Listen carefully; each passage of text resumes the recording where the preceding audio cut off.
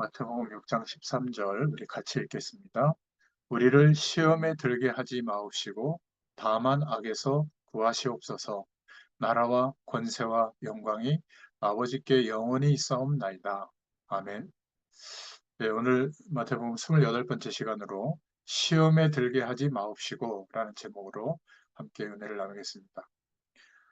우리는 당면한 많은 일들, 또 벌어지는 사건들, 또 우리에게 주어지는 어떤 이익과 손해, 이런 것들이 현실 속에 있기 때문에 대단히 큽니다.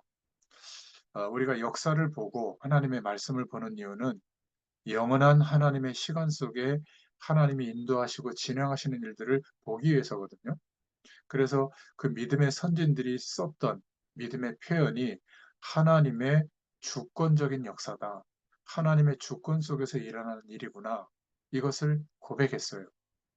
운명론적으로 뭐 하나님이 다 하실 거니까 뭐 이래도 되고 저래도 되고 그 내용이 아닙니다.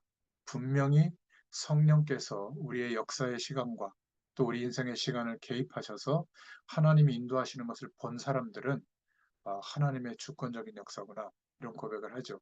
그래서 그것을 표현할 때 어, 하나님이 천지를 창조하시고 그 완전한 하나님의 축복을, 영원한 생명의 축복을 첫사람 아담과 하와에 허락하셨는데 그 언약적 관계가 무너지게 되면서 하나님과의 약속을 어기고 하나님의 그 완전한 축복을 잃어버리게 됐죠.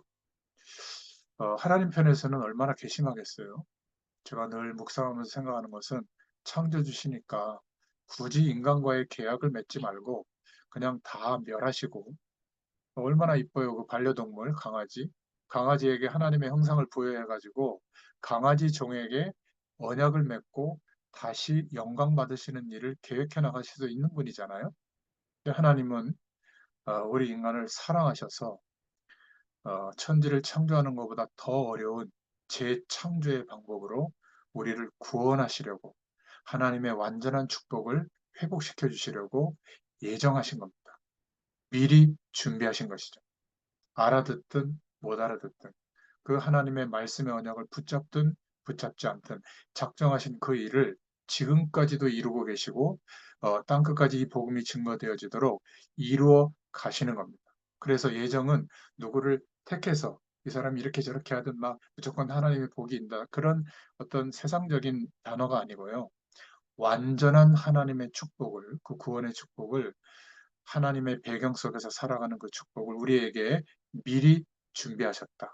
이것을 깨달은 사람들은 뭐라고 고백했냐면 창세 전에 예비하셨다. 이렇게 고백을 하죠. 특히 사도 바울 같은 경우는. 그러면 이 미리 준비하신 구원의 축복이 우리에게 언제 임하는 것을 알 수 있냐면 사실은 잘 모릅니다. 왜냐하면 하나님은 역사의 수많은 시간들과 사건과 문제들을 통해서 그 준비하시고 계획하셨던 완전한 그 구원의 축복을 이루시기 때문에 그렇습니다. 아마 오늘이 547년인가요? 제가 숫자에 약해가지고 마틴 루터에 의해서 종교 개혁이 딱 시작된 지 막 그 정도 시간이 된 지금 시기거든요. 그런데 사실 그 시대에 보면 어마어마한 힘과 권위를 가지고 어, 자신들이 제시한 어떤 그 교리라든지 교회의 전통이라든지 규칙이라든지 이걸 가지고 황제들조차도 국가들조차도 그 위에서 군림했던 교회가 얼마나 대단했어요. 근데 아무리 하나님 앞에 기도해봐도 이것은 하나님의 말씀에 위배되는 거다 해서 95개의 내용을 찾아서 반박문을 걸었잖아요. 근데 어떤 일이 벌어졌습니까? 당연히 사형당하죠. 그래서 사형시키러 끌고 가는 중에 알 수 없는 무리들이 이 루터를 구출해서 어, 그 교회 한적한 성에 어, 숨겨두었고 거기에서 어, 라틴어로만 되어 있던 성경을 독일어로 번역을 해서 사실 독일을 중심으로 굉장히 하나님의 말씀이 이제 일반 어, 평신도들에게도 주어지게 되고 복음의 가장 중요한 본질이 회복되어지게 하셨잖아요. 이렇듯이 시대마다 하나님은 역사를 포기하신 것이 아니라 역사의 시간과 많은 일들을 통해서 하나님이 미리 준비하신 그 구원의 축복이 완성되어지도록 개입하시는 겁니다. 날마다. 그리고 우리의 인생도 보면 우리의 과거와 현재와 미래를 두고 보면 수많은 인생의 일들이 있죠. 그 인생의 일들을 통해서 하나님이 구원 주시기로 작정된 자들은 복음 앞에 나오도록 하나님을 바라보도록 이 구원의 축복이 임할 수밖에 없도록 역사해 주신 것을 저는 확신하고 있습니다. 제 인생을 봐도 그래요. 어머니 뱃속부터 교회에 나갔지만 도대체 복음의 능력이 어떤 것인지 어렴풋하게 알고 있었던 그런 내용들이 제게는 너무나 분명하게 확신으로 주의 말씀으로 정리가 되고 믿어지게 되는 역사가 있게 된 그때부터 제 인생은 바뀌었어요. 어느 정도로 바뀌었냐면 죽음의 문제까지도 괜찮습니다. 영원한 배경이 믿어지기 때문에 이런저런 일 속에서도 정말 하나님이 역사해 나가시는 축복들을 확인하는 그런 믿음을 허락해 주셨거든요. 이걸 보고 하나님의 섭리라고 합니다. 역사와 인생의 모든 것들을 통해서 하나님이 미리 준비하신 축복을 이루어 가시는구나. 그렇다면 하나님의 이 축복을 구체적으로 볼 수 있는 때가 있죠. 그거를 하나님의 시간표다. 하나님의 역사하시는 시간이다. 이렇게 말하는데 하나님의 작정이라고 합니다. 정말 우리가 이 복음의 축복과 하나님 나라의 배경을 누리는 사람은 어떻게 하면 이 축복을 전달해 줄 수 있을까? 이게 고민이거든요. 그래서 그 축복을 전달해 주려고 하는 노력을 합니다. 예수 믿는 사람들은 거의 다 하죠. 그런데 대부분 전달하고 나서 그 뒤에 내용이 본론이에요.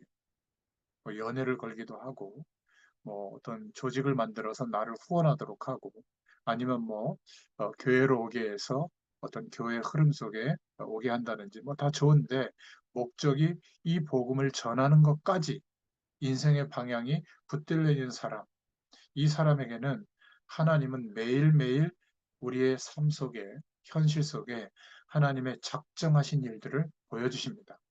그러니까 부인할 수 없이 그 길을 따라 갈 수밖에 없는 거거든요.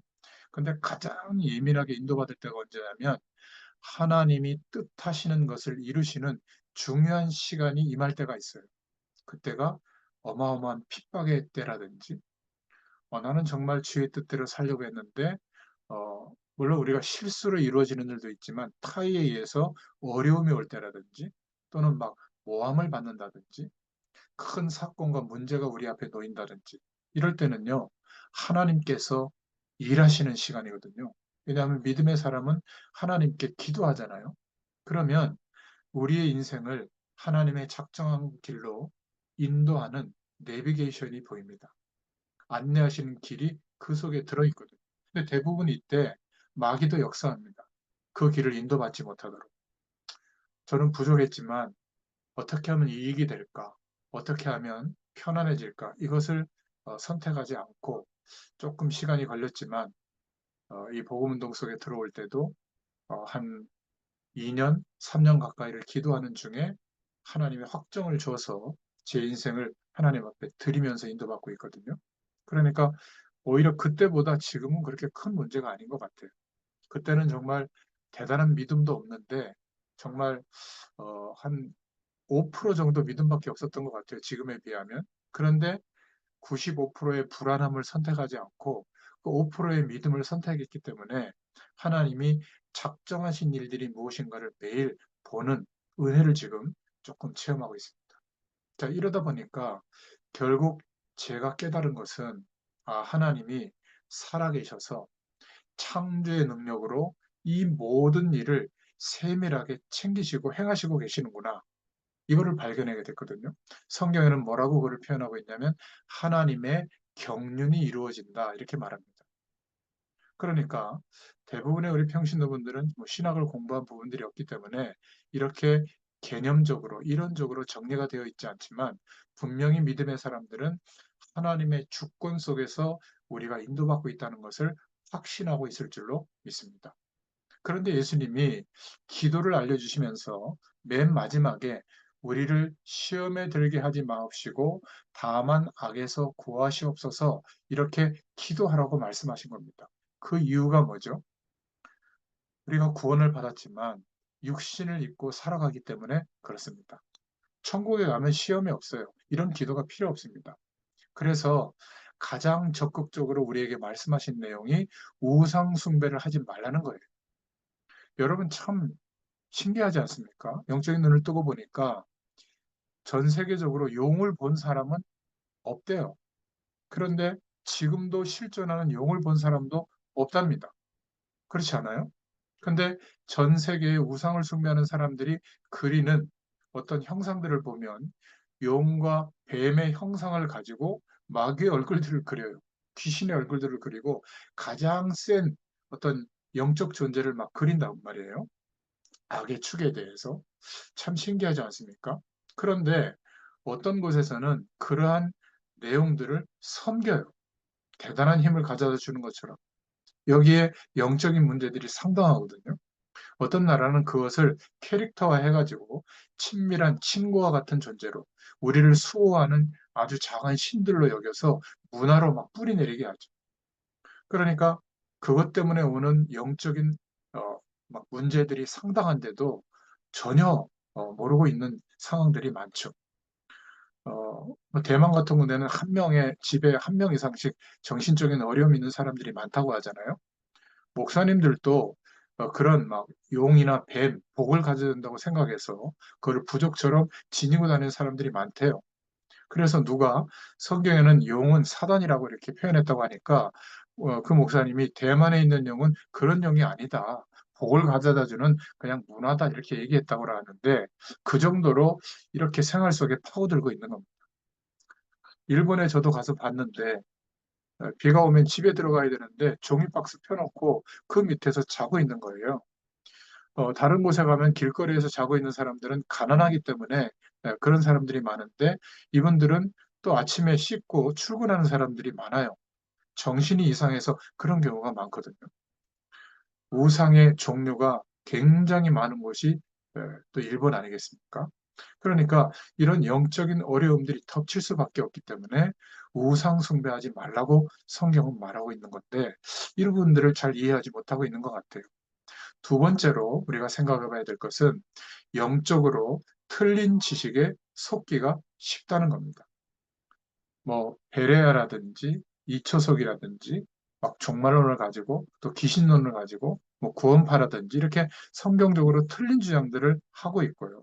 그 안에 대표적인 내용이 영적 현상을 체험하고 있기 때문에 그것이 옳은 것처럼 여겨서 거의 막 한국을 비롯해서 세계적으로 영향을 주고 있는 단체로 막 부상을 했죠. 특히 베레에서 주장하는 이 귀신론은 불신자가 죽어서 귀신이 된다는 거거든요. 인간의 수명이 약 120인데 그 전에 죽으면 그 120 될 때까지 나머지 연령만큼 귀신이 돼서 떠돈다는 거예요. 그 귀신이 사람에게 들어가면 죽었을 때 있던 질병이 그대로 나타나서 고생한다. 뭐 모든 것이 귀신 탓으로 돌리거든요. 설득력이 있지만 완전 무속인들의 이론입니다. 굿할 때 죽은 사람의 영이 와서 그대로 역사하는 게 아니라 귀신이 죽은 사람의 모습과 내용으로 가정해서 와서 속이는 건데 모르는 거죠. 귀신은 무슨 짓을 하든지 사람을 속여서 하나님을 믿는 믿음의 길이 이렇게 쉬운데 그것을 모르도록 완전히 장악하게 되는 거죠. 그리고 가장 지금 영향을 많이 주는 게 구원파인데요. 뭐 여러 가지 이론이 있지만 예를 들면 이런 겁니다. 우리도 신학에 대한 부분을 잘 모르면 우리 목회자들도 그렇고 또 평신도들도 그렇고 거의 비슷한 구원파의 이론 속에 있을 수도 있는데요. 뭐라고 주로 이제 주장하냐면 나는 구원의 확신이 있어. 구원 받은 거야. 몇 날 며칠 몇 월에 구원받은 거야. 내가 구원받았다고 확신하기 때문에 이제 나는 나에게 어떤 짓을 해도 내가 받은 구원에 영향을 줄 수가 없어. 이렇게 주장하는 겁니다. 여러분, 끝났다. 예수 그리스도로 인해서 끝났다. 그래서 나는 구원받았기 때문에 이 구원이 취소되지 않는다. 어떤 면에서는 맞는 말 같은데, 죄의 사함, 거듭남의 비밀이라는 책을 써서 사실 전 세계를 강타한 게 이 구원파 교리입니다. 중국의 어떤 종교도 못 들어가는데 이 구원파가 만든 청소년 상담 정신치유 교재는 중국 정부에서 인정해 줬거든요. 그 뿌리가 뭐냐면 죄사함의 확신이에요. 나는 구원받았다. 나는 확신이 있다. 그래서 내가 간음을 하든 살인을 하든 조금 범죄를 하든 그런 일들이 나에게 영향을 줄 수 없는 것이다. 여러분, 우리들에게도 오늘 이 말씀을 듣는 여러분들이 이러한 내용을 좀 확신하고 있다면 그 구원받은 게 아닙니다. 정말 성경적으로 문제가 있는 거거든요. 그런데 뭔가 이렇게 빈약한 신학적 배경 속에 놓이다 보면 이런 이론을 추정해서 그리스도께서 십자가에서 죽으시고 부활하신 그 구원의 내용을 굉장히 편협시키고요. 굉장히 망가뜨리는 겁니다. 그래서 우리가 생각해 볼 것은 내가 확신한다고 해서 하나님이 허락하시는 구원과 그 확신과 같아지는 겁니까? 어떤 내 경험과 감정이 확신이 왔다고 해서 80억 명이 합쳐서 우리는 확신이 있다 그러면 구원받는 걸까요? 하나님의 영역과 피조물의 영역을 깨뜨리는 것이죠. 그렇지 않습니까? 그런 것만 해도 문제가 있는 겁니다. 구원의 참된 확신은 뭡니까? 내가 확신했다고 해서 확신이 아니라 뭐가 있어야죠? 말씀이 말하고 있는 내용에 대해서 확신이 돼야 되는 겁니다. 이게 2000년 교회사의 확신과 동일해야 되는 것이죠. 종교 개혁가들이 목숨 걸고 지켜온 구원이 뭔지, 완전 복음이 뭔지, 그것과 우리의 고백이 같을 때 그게 확신인 거죠. 신앙 고백적 믿음이라고 하는 것이죠. 바로 이것이. 왜 교리를 우리가 공부해야 될까요? 같은 믿음의 고백 선상에 놓이기 위해서. 왜 교회법을 배워야 할까요? 교회가 내 마음대로 하면 잘못된 이단 이 사설에 빠지기 때문에 그렇습니다. 왜 우리가 교회 속에서도 올바른 직분을 배워야 되죠? 사람이 주장하는 교회가 아니기 때문에 그래요. 이런 부분들이 중요한데 참 안타까운 겁니다. 두 번째, 구원파와 같은 그런 구원관의 오류가 뭐냐면, 그러면 내가 어떤 짓을 해도 구원에 영향을 안 줘. 이 부분이거든요. 이것은 뭘 무너뜨리는 거냐면, 그리스도의 승리를 모욕하는 겁니다. 죄를 이기라고 주신 그리스도의 승리를 가지고 괜찮다는 미명하에 죄성을 탐해버리는 거거든요. 그리스도께서 모든 죄와 저주를 꺾으시고 사단의 세력을 꺾으시고 승리하신 그 승리를 무참하게 짓밟아 버리는 겁니다. 그래서 이러한 주장에 현혹되는 사람들은 성화의 과정이 없죠. 막바로 영화 단계로 들어간다고 착각하는 거예요. 막바로 하나님과 똑같은 상태가 되어버린다는 거예요. 그거는 복음적인 내용이 아닙니다. 뭐가 있어야죠? 성경은 우리에게 뭘 말하고 있습니까? 구원받은 우리는 여전히 육신을 입고 있기 때문에 죄의 유혹, 영적인 유혹에 이길 수가 없어요.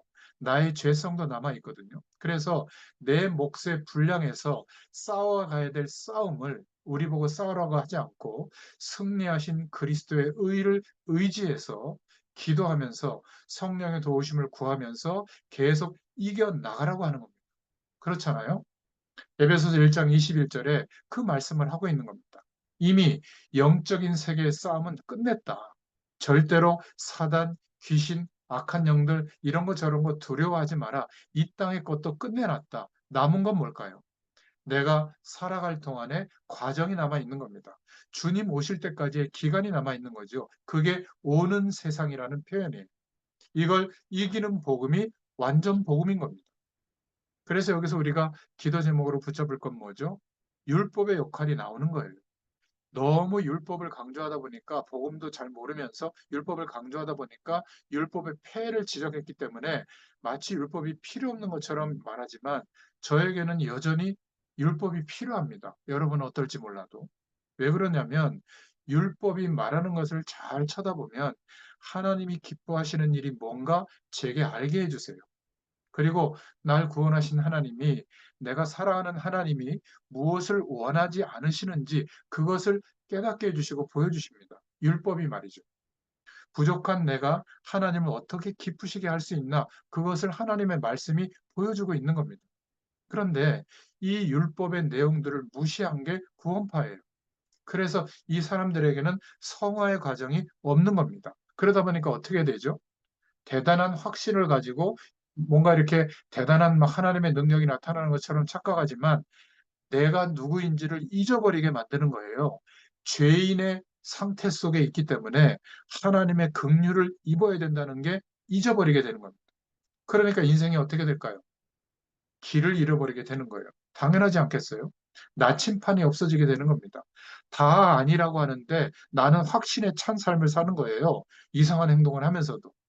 하나님이 기뻐하시고 싫어하시는 게 뭔지 나침판이 없어진 겁니다. 그리고 말씀이 강조하는 완성된 것만 강조하는 겁니다. 일정 부분은 맞지만 내가 싸워서 하나님께 드려야 할 그리스도의 승리가 남아 있는데 그 죄성을 이겨내야지 죄성을 즐길 수는 없는 거 아니겠어요? 이런 부분이 굉장히 아이러니한 거죠. 그래서 이혼론에 빠지게 되는 겁니다. 하나님의 말씀, 복음의 말씀을 맞다고 주장하는데 사람들이 도저히 인정할 수 없는 삶을 살게 되는 거죠. 오히려 하나님의 말씀을 파괴하는 행동들을 하게 되는 겁니다. 그러면서 확신을 또 갖고 있어요. 참 이상하죠. 하나님이 우리에게 주신 하나님의 길, 복음의 길을 망가뜨리는 결과가 오게 되는 겁니다. 그럼 어떻게 될까요? 당연히 교만해지는 겁니다. 그게 결과로 오는 거예요. 나 끝났어. 답 났어. 그래서 타락이 내게 영향 줄 수가 없어. 나는 그리스도로 답 났어. 너는 아직도 이런 거 저런 게 흔들려? 아니, 그 정도도 못해? 복음 못 깨달은 거 아니야? 이렇게 주장하는 게 비성경적인 겁니다. 그렇죠? 이게 구원파가 주장하는 핵심 이론이에요. 그러니까 복음이 좀 강력하게 회복되지 못한 교회들 속에서는 그런 율법의 조건을 가지고 마치 하나님의 복을 받는 기준인 것처럼 못 받는 기준인 것처럼 막 제시를 하니까 그런 조건에 막 찌들려서 힘들게 신앙생활 하다가 이런 이론을 제시하는 사람들의 말을 들으면 아 끝났다니까 얼마나 해방이 와요. 막 일탈이 와도 괜찮고요. 까짓거 뭐 그동안 못했던 거 막 해도 구원이 취소되지 않는다는데 얼마나 해방감이 오겠습니까? 그래서 자신을 잃어버리는 상태까지 가게 된 겁니다. 여러분, 이러니까 그리스도의 승리를 처참하게 짓밟은 결과가 오게 되고 많은 성도들의 눈과 귀를 가려버리게 된 겁니다. 당연히 이 사람들에게 뭐가 결여돼 있을까요? 내가 성령을 의지해서 나의 죄성을 이겨낸, 통과한, 넘어선 그 기쁨이 없는 거예요. 부자 됐다. 돈 많이 쓴다. 남들보다 성공한다. 남들보다 세속적으로 막 큰 성공이 왔다. 이런 것을 자랑하지 하나님 앞에 이 부족하지만 이 부족한 인격을 가지고 주님을 의지해서 이러한 죄의 유혹들을 이겨낸 통과한 그런 기쁨과 감격이 없는 겁니다. 그러니까 하나님 앞에 나올 때 진정한 감사와 감격이 내 안에 일어날 수가 없는 거예요. 참 안타까운 겁니다. 복음 속에 있는 것 같은데 아직 통과하지 못한 거죠. 그냥 너무나 쉽게 죄성에 타협해버린 겁니다. 그러니까 이런 오류들이 많이 번져 있고 이게 교회 속에서도 뭔가 확실한 영적 체험을 하는 교회 속에서도 이런 부분이 많이 강조되고 있고 헷갈리게 하는 경우가 많습니다.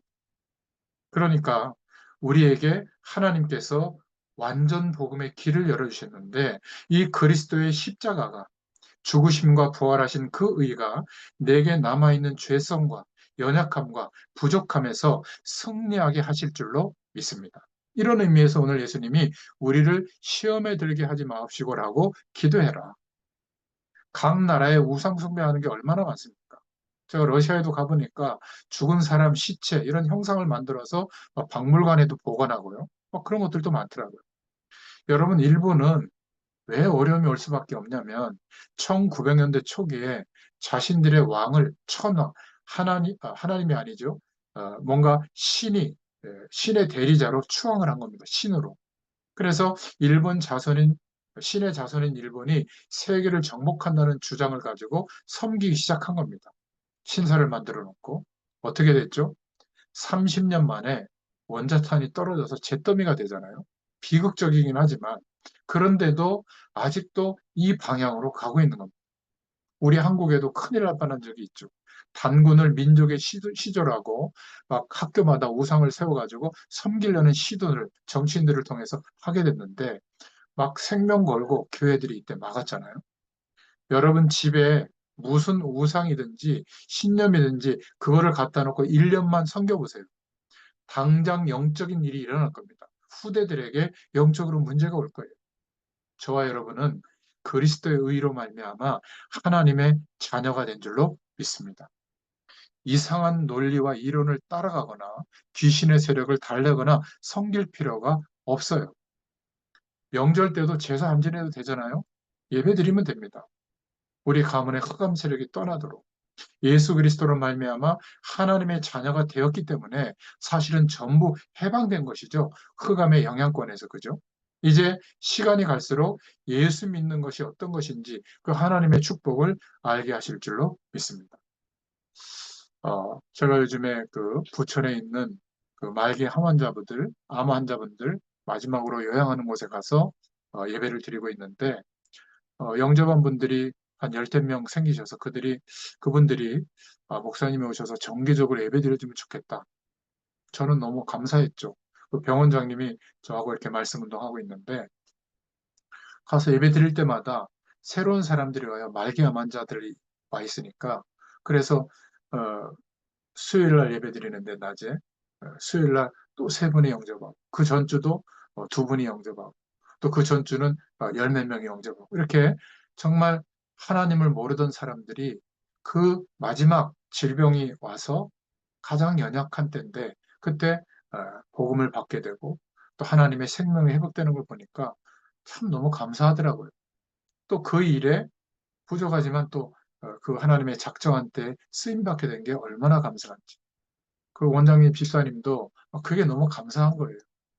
한 2년 동안 기도했는데 드디어 정기적인 예배가 자연스럽게 될 수 있게 그렇게 되니까. 여러분, 이제 우리는 기도할 수 있다면 되는 겁니다. 정말 문제라면, 정말 우리의 한계라면 분명히 하나님이 인도하시는 길이 그 안에 있게 될 줄로 믿습니다. 진짜 신앙인은 그래서 염려하거나 불평할 거 없어요. 시험에 들지 않도록 기도하라고 하는 겁니다. 그러면 감사가 나오도록 인도하실 줄 믿습니다. 그래서 두 번째로 우리는 평생 동안 시험에 들지 않도록 기도할 수 있기를 바랍니다. 여러분, 우리는 확인하고 있잖아요. 사람도 영원하지 않습니다. 어떤 이론도 영원하지 않습니다. 단체도 영원하지 않아요. 저희 교회도 교회당 건물이 지금 4번 바뀌었거든요. 그 건물 다 팔려 나갔어요. 땅도 팔려 나갔고. 예배당 건물도 영원하지 않아요. 우리가 의지했던 배경, 건강, 사랑하는 어떤 부부, 가족, 이것도 영원하지 않습니다. 우리는 자꾸 이런 것에 마음을 두고 전부인 것처럼 생각하다 보니까 상처를 받고 시험에 걸려드는 거거든요. 잠시입니다. 반드시 끝이 있다는 거 다시 한번 생각하면서 시험은 언제든지 우리 주위에 있기 때문에 걸려들지 말라는 거예요. 시험을 없애달라고 기도해라. 그렇게 예수님이 말한 게 아니라 시험에 들지 않도록 기도하라고 하는 겁니다. 살아가면서 이상한 말, 이상한 투자 권유, 이상한 데 참여하도록 하는 요구들이 굉장히 많잖아요. 시험에 들지 않도록 기도해라. 사실 우리가 천국 갈 때까지 이 시험이 있습니다. 꼭 기억하시고 창세기 3장부터 시작된 시험은 누가복음 16장 19절부터 31절까지 천국에 갈 때까지 계속됩니다. 어떤 방법으로든지 마귀는 하나님의 축복이 와 있는데도 모르도록 시험을 겁니다. 새신자든 오래된 신자든 별의별 시험 앞에서 넘어지지 마시기를 축원드립니다. 예수 그리스도로 말미암아 하나님이 우리를 하나님의 자녀로 삼으셨습니다. 우리는 하나님을 알 길이 없기 때문에 하나님께서 알 수 있는 유일한 길, 예수 그리스도를 보내셨어요. 믿으라고 하면 잘 안 믿어지기 때문에 이 예수님의 말씀을 듣고 또 연구도 하고 할 수 있도록 우리에게 기회를 주신 것이죠. 어떤 사람은 이렇게 말하더라고요. 나는 하나님의 자녀인지 잘 모르겠다. 또 어떤 사람은 자신이 예수님을 영접했을 때 막 눈물이 터지고 회개가 됐다. 그리고 난 뒤에 우리 가정의 문제가 해결됐다.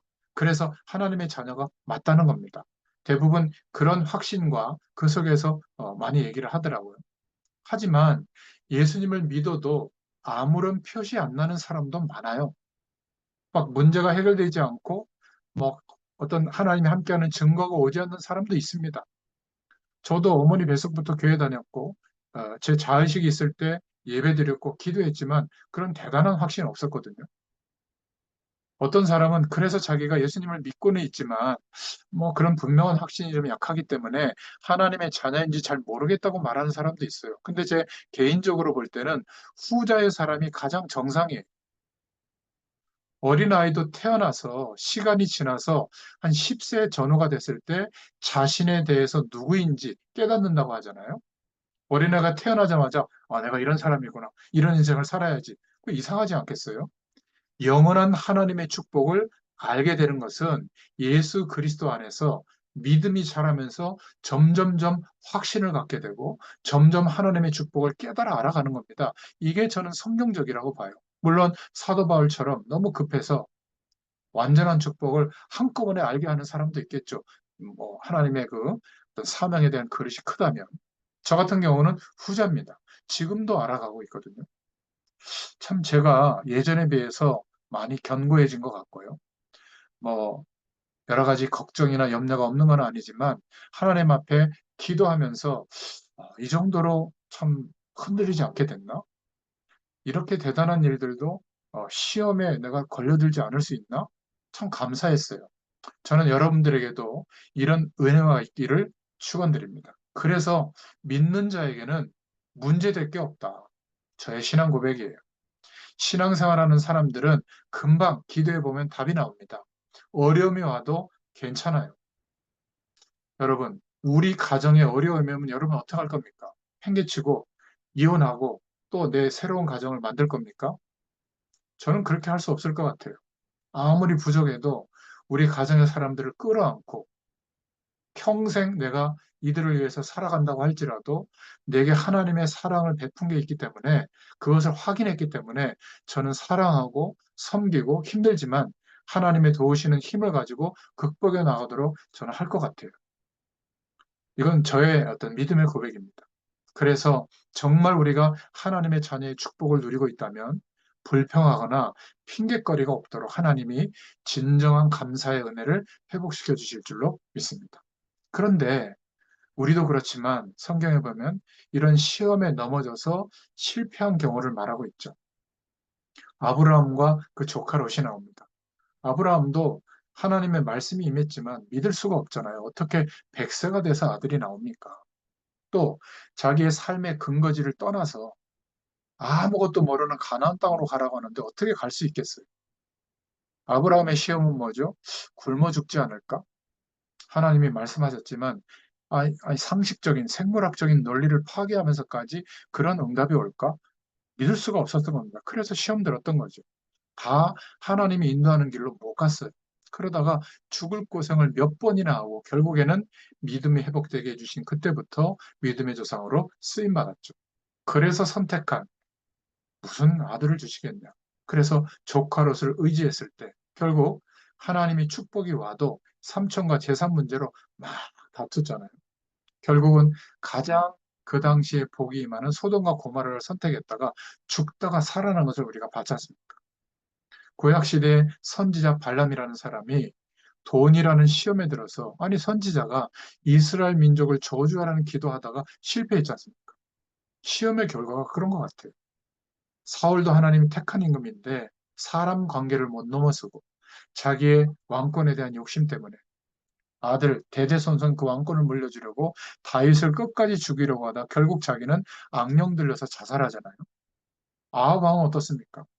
거짓 선지자들에게 속아서 참 선지자 엘리사를 핍박하다가 완전히 그 가문이 끝났잖아요. 예수님이 인도하시는 시대에도 가룟 유다가 있었던 겁니다. 이 가룟 유다는 어떤 시험에 들었죠? 예수님이 자신들이 기다렸던 모든 민족을 패하고 이스라엘 유대인들을 가장 중심국가로 세우는 그런 왕이 될 줄 알았는데 저 유대인들에게 그냥 휘둘리는 거예요. 가망 없음을 알고 시험 들어서 예수님을 팔았잖아요. 영원한 실패를 했지만 그 일을 통해서 예수님은 십자가에서 죽으시고 부활하심으로 그리스도의 일을 완성해 주셨죠. 사단이 가룟 유다의 마음을 사로잡으니까 투신 자살하면서 생을 마친 겁니다. 여러분 초대교회 아나니아 삽비라 바리새인들을 한번 보세요. 완전한 시험에 들린 결과를 우리가 알고 있잖아요. 자, 그렇다면 네 번째로 왜 시험에 들까요? 결국은 마귀가 제시하는 그 내용에 속아서 그런 겁니다. 하나님의 언약 속에서 보장된 축복은 믿음 안에서 안 보여지니까, 믿음이 약하니까 당장 눈앞에 보이는 그러한 내용들이 더 중요하게 여기도록 속이는 거거든요. 거기에 반응한 것이 인간의 교만입니다. 결국 하나님과 같아지고 선과학을 알게 되고 눈이 밝아지는 그 목적 때문에 선택하게 된, 언약을 놓친 선택을 하게 된 거잖아요. 똑같이 이 마귀는 육신을 입고 온 예수님에게도 시험을 걸었죠. 빵으로, 먹고 사는 의식주 문제로, 또 어, 뭔가 이렇게 어, 높은 곳에 막 뛰어내려 봐라. 뭔가 이렇게 명예심을 자극하고, 또 자기에게 절하도록 경배의 대상을 막 바꾸도록 이렇게 시험을 건 겁니다. 그러면 우리에게 시험을 거는 것은 뭐 유도 아니겠죠. 그죠?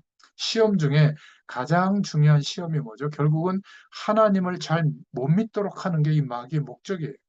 왜냐하면 우리가 구원받은 우리가 믿음을 가지고 예수님의 이름으로 기도하면 응답받는다는 것을 알고 있기 때문에 시험 들게 하는 게 목적이에요. 우리를 공격해서 무너뜨릴 수는 없다는 것을 알고 있는 겁니다. 그래서 새 신자들, 새로 믿는 사람들은 먼저 믿는 사람들을 통해서 마귀가 시험을 거는 거죠. 축복을 받을 줄 알고 마귀가 건드리는 겁니다. 주로 불신자들이 시험 들어서 넘어뜨리는 게 아니에요. 제가 현장에서 보고 교회에서도 보면 먼저 믿는 사람들이 자신의 견해로 새 신자들에게 시험을 줍니다. 그때는 시험이라는 것을 알아야 되는데 잘 모르죠. 그 다음에 최종 공격이 교육자들이에요. 여러분, 교육자들이 하나님의 은혜를 못 받고 시험에 걸려들잖아요.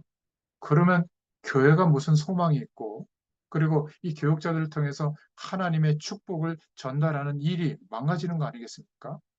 가장 중요한 시기가 우리 인생의 시기에 왔고, 또 우리가 살아가는 이 시대에 저는 왔다고 보거든요. 이때 여러분들이 물론 뭐 안타까움도 있고 나름대로 판단도 있지만, 저는 교육자들과 성도들을 위해서 하나님의 복음을 알고 있는 여러분들이 정말 기도할 수 있기를 축원드립니다. 우리의 기도 때문에 바뀌어지지는 않습니다. 하나님이 하실 일을 이루시거든요. 시험에 들지 않도록 꼭 기도해 주시기 바랍니다. 그래서 결론적으로 이 시험을 이기려면 결국 우리의 힘으로는 안 돼요. 그래서 우리가 날마다 우리의 삶 속에 시간을 정해놓고 하나님의 힘을 공급받도록 기도한다면 성령의 충만을 받게 될 줄로 믿습니다. 그러면 시험을 이길 수 있는 힘이 생겨요. 또 기도하면 매사에 하루 종일 하나님이 나와 함께한다는, 영으로 함께한다는 사실을 인정한다면 하나님을 바라보기 시작하거든요. 그러면 그 속에, 우리의 현실 속에 하나님의 계획도 깨닫게 해주시고 하나님의 시간표도 보입니다. 그리고 신앙생활 중 가장 중요한 게 예수님이 말씀해 주신 것처럼 시험에 들지 않는 게 맞구나, 이런 결론이 오게 됩니다. 대부분의 사람들은 다 진리의 기준이 사실은 좀 아닌 것 같아요. 자신의 관점에서 우리는 시험에 들거든요. 그래서 틀리기가 쉬운 겁니다. 아무리 옳은 말이라도 자신의 관점에서 말을 옮기게 됩니다.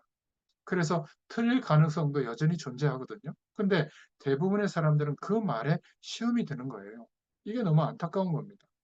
하나님은 지금까지도 우리를 인도하신 게 틀림없어요. 맞아요. 실수한 게 아니에요. 우리가 정말 응답받을 수 있는 방법은 감사를 회복하는 겁니다. 어떻게 해요? 예수 그리스도로 말미암아 어떤 사건과 문제에서도 영원히 우리 인생을 해방하신 것을 확신하시길 바랍니다. 우리는 영원히 망할 수 없는 응답의 자리에, 하늘 보좌의 축복으로 보장하는 자리에 와 있기 때문에 감사할 수 있기를 바랍니다. 그래서 예수님의 이름으로 너희는 이렇게 기도해라. 그러면 응답받게 되는 겁니다. 여러분, 이 땅에서는 제한된 시간에 우리가 살아가는 거잖아요. 문제될 것이 없습니다. 이것을 인정하고 기도할 때 문제 속에는 반드시 하나님이 인도하시는 방향과 계획이 들어있다는 게 보여질 겁니다. 그리고 우리가 살아가면서 조금 손해본들, 여러분 어차피 하나님 부르실 때는요, 다 놓고 갑니다. 그렇지 않아요? 저는 올해에도 많은 죽음의 사건들을 목격했고요. 제가 참 뭐라 그럴까요? 좀 좋아했던 분 중에 한 분이 김수미, 뭐 코미디언인지 탤런트죠. 일용 어머니. 알고 봤더니 그 집사님이었더라고요. 근데 그 혈당 뭐 쇼크로 해서 돌아가셨다고 나오는데, 그러니까 천년만년 살 것 같은데 사업도 많이 버리고, 얼마 전에 케이블 TV 보니까 뭐, 이렇게 그, 당신이 그 한 뭐 김치인가 뭔가 파는 광고도 나오시더라고요. 어디 뭐 송사에 걸려가지고 막 재판 때문에 막 마음을 썼다고 그러던데, 여러분, 다 놓고 갑니다. 그래서 운명론적으로 살아라. 그 말이 아니라 조금 손해봐도 괜찮아요. 복음과 전도와 선교에 하나님의 영광에 유익하다면 주님께서는 하늘 보좌까지 버리시고 우리를 구원해 주셨는데 뭐 어떻습니까? 그죠? 너무 억울해할 필요도 없습니다. 우리의 선택이 복음 때문이었다면 하나님은 받으셨을 거예요. 그렇다면 문제될 것이 없습니다. 여러분, 모세가 40년 동안 미디안 광야에서 살아갔던 거 진짜 문제가 맞죠? 근데 정말 문제였습니까? 요셉이 노예로 팔려갔던 거 알고 있고 감옥에 간 거 알고 있는데 요셉은 얼마나 힘들었겠어요. 정말 심각한 문제입니다. 우리는 그 과정을 다 성경을 통해서 봐서 그렇지 단편적으로 보면 우리도 문제 속에 있는 거예요. 그러나 역사의 시간과 인생의 시간 전체적으로 볼 때 문제될 게 없습니다. 아니, 우리 인생을 두고도 문제될 게 없는데 초대교인들은 보세요. 250년이라는 시간 동안 어마어마한 박해가 계속된 겁니다. 찬송도 마음대로 못했어요. 벙어리 찬송하고. 그 카톡은 석회에서 그 땅굴을 파고 들어가서 그 안에서 저도 가봤는데 250년 동안 복음화를 두고 기도하고 인도받았어요. 얼마나 복음 전했겠습니까? 근데 하나님이 역사하심이 중단된 적이 없었잖아요. 하나님은 그때 하나님의 일을 더 크게 이루신 줄로 믿습니다. 오늘 주기도문에 대해서 마지막 결론, 시험에 들게 하지 마옵시고. 이렇게 기도하면 반드시 하나님께서 역사해 주실 줄로 믿습니다. 정말 우리가 이때 하나님의 약속을 붙잡고 기도할 그러한 때인 줄로 믿습니다. 다른 것 때문이 아니에요. 우리는 이미 그리스도 안에서 사실은 괜찮잖아요. 연약한 자들, 또 상처 입은 자들, 또 시험에 걸려서 이때 넘어질 수 있는 사람들이 있습니다. 또 정말 하나님이 주신 기회를 또 놓치지 않도록 하나님께서 역사해 달라고 그렇게 기도하면서 인도받아 보면 하나님이 하시더라고요. 제가 정말 어, 그 전에 있던 교회에서 마지막에 하나님 옆에 참 많이 기도했거든요. 근데 어떻게 해야 될지를 모르겠는 거예요. 참 막막했습니다. 그런데 그때는 뭐 한 1년, 2년 기도해도 별로 답이 없어요. 뭐 여전히 힘들었죠. 근데 지금 지나와 보니까 그때 하나님이 나의 인생을 가장 중요한 길로 인도하셨던 겁니다. 제가 얼마나 감사한지. 저는 지금 죽음의 문제도 상관없는 상태가 됐거든요. 자녀들, 어, 제가 목회에서 걸어가는 인생, 이런 것을 넘어설 수 있는 믿음이 그때 하나님의 은혜를 주셨고 많은 과정을 통과해서 약 30년간 현장에서 확인하게 해주셨습니다. 아마 여러분도 동일하실 줄로 믿습니다. 이때 이 축복을 꼭 누릴 수 있기를 축원드립니다. 기도하겠습니다. 하나님 감사합니다. 우리를 시험에 들지 않도록 오늘 말씀해 주신 것처럼 예수님의 이름을 붙잡고 기도할 때마다 하나님 나라의 배경이 체험되어지게 하시고 영원한 하나님의 은혜가 임하게 하셔서 우리가 하나님의 말씀을 따라 어떤 방향으로 나가야 할지 또 어떻게 살아야 할지를 분명하게 깨닫게 하시고 또 마음에 확정을 주시고 성령이 역사하시는 축복 속에 하나님께서 인도해 나가실 줄 믿습니다. 이 축복이 우리와 관계된 모든 곳에 나타나도록 역사하여 주시옵소서. 감사드리며 예수님의 이름으로 기도드렸습니다. 아멘. 감사합니다. 감사합니다.